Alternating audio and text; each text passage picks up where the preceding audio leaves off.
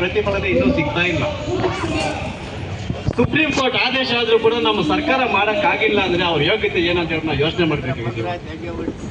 ಅಹಿಂದ ಅಂತ ಹೇಳ್ಬಿಟ್ಟು ಹೇಳ್ತಾರೆ ನಮ್ಮ ಮಾನ್ಯ ಮುಖ್ಯಮಂತ್ರಿಗಳು, ಅಹಿಂದ ನಾಯಕರು ಅಂತ ಹೇಳ್ಬಿಟ್ಟು ನಮ್ಮನ್ನೆಲ್ಲ ಅವತ್ತು ಫಸ್ಟ್ ಅಹಿಂದ ಮಾಡಿದಾಗ ನಮ್ಮ ತಾಲೂಕಲ್ಲಿ A1 ಕೇಸಲ್ಲಿ ನಾನೇ ಬಸ್ಗಳನ್ನು ಸುಟ್ಟಾಕಿ ಏನೇ ನಾವು ಮಾಡಿ ಎಲ್ಲ ಮಾಡಿದ್ವಿ. ಆದ್ರೆ ಇವರು ಗ್ಯಾರಂಟಿಗಳು ಅಂತ ಹೇಳ್ಬಿಟ್ಟು ಕೊಟ್ರಲ್ಲ, ಈ ಗ್ಯಾರಂಟಿಗಳಿಂದ ನಮ್ಗೇನು ಬ್ರೇಕ್ ಆಗ್ತದೆ. ಆಕ್ಚುಲಿ ಏನ್ ನಮ್ ಗ್ಯಾರಂಟಿ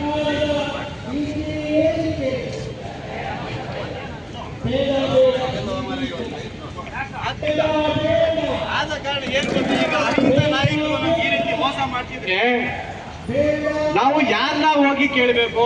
ಈ ರಾಜ್ಯದಲ್ಲಿ ಸುಪ್ರೀಂ ಕೋರ್ಟ್ ಆದೇಶ ಆದ್ರೂ ಕೂಡ ಈ ರಾಜ್ಯದಲ್ಲಿ ಒಂದು ಸಣ್ಣ ಕೆಲಸ ಇವ್ರ ಕೇಳಿ ಮಾಡೋಕ್ಕಾಗಿಲ್ಲ ಅಂದ್ರೆ ಏನಕ್ಕೆ ಇರ್ಬೇಕು ಇವರು ಈ ರಾಜ್ಯದಲ್ಲಿ ನಾಯಕರಾಗಿ? ಇದು ನನ್ನ ಕ್ವಶನ್.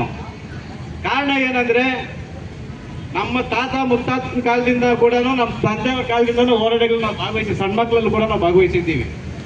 ಇದುವರೆಗೂ ನಮ್ಮ ಹೋರಾಟಕ್ಕೆ ಪ್ರತಿಫಲ ಸಿಗಲೇ ಇಲ್ಲ. ದಯವಿಟ್ಟು ಸಿದ್ದರಾಮಣ್ಣವರೇ, ನಿಮ್ಮ ಮೇಲೆ ತುಂಬಾ ಅಹಿಂದ ವ್ಯಕ್ತಿಗಳಿಗೆ ಗೌರವ ಇದೆ.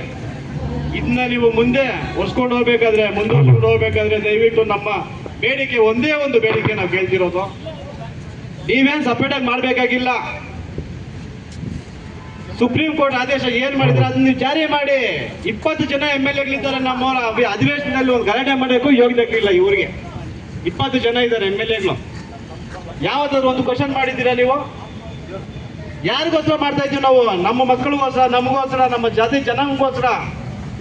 ಇವತ್ತೇನು ಹಿಂದುಳಿದವ್ರು ನಾವೇನು ಎಲ್ಲರಲ್ಲೂ ಹಿಂದುಳಿದವ್ರು ಯಾರಪ್ಪ ಅಂದ್ರೆ ನಾವು ಮಾತ್ರನೇ. ದಯವಿಟ್ಟು ಆದ ಕಾರಣ ಹೇಳ್ತಾ ಇದ್ದೀವಿ, ಈ ರಾಜ್ಯ ಸರ್ಕಾರಕ್ಕೆ ಒಂದು ಎಚ್ಚರಿಕೆ. ಯಾಕಂದ್ರೆ 19ನೇ ತಾರೀಕು ಮಾಡ್ತೀವಿ ಅಂತ ಹೇಳ್ಬಿಟ್ಟು ಖಡಾಖಂಡಿತವಾಗಿ ಹೇಳಿದ್ದಾರೆ, ಅದು ನಮ್ಮ ಗಮನಕ್ಕೂ ಬಂದಿದೆ.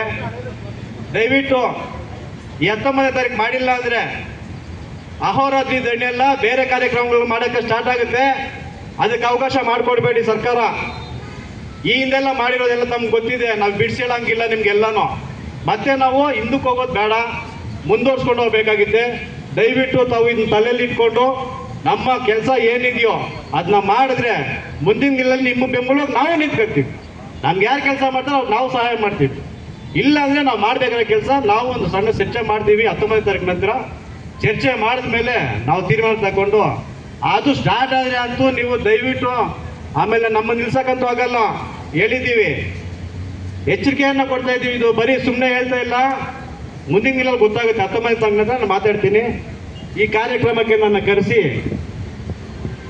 2 ಮಾತು ಮಾತಾಡೋಕ್ಕೆ ಅವಕಾಶ ಮಾಡಿಕೊಟ್ಟಂತ ನಮ್ಮ ಅಂಬಣ್ಣ ಆರೋಳಿಕರ್ ಅವರೇ ಹಾಗೂ ಬಸವರಾಜಣ್ಣವರೇ, ಈ ವೇದಿಕೆಯಲ್ಲಿರುವಂಥ ಎಲ್ಲ ನಮ್ಮ ನಾಯಕರುಗಳಿಗೆ ವಂದಿಸುತ್ತಾ ನನ್ನ 2 ಮಾತನ್ನು ಮುಗಿಸ್ತಾ ಇದ್ದೀನಿ. ಜೈ ಭೀಮ್. ಧನ್ಯವಾದಗಳು ವೆಂಕಟೇಶ್ ಅಣ್ಣನವರಿಗೆ.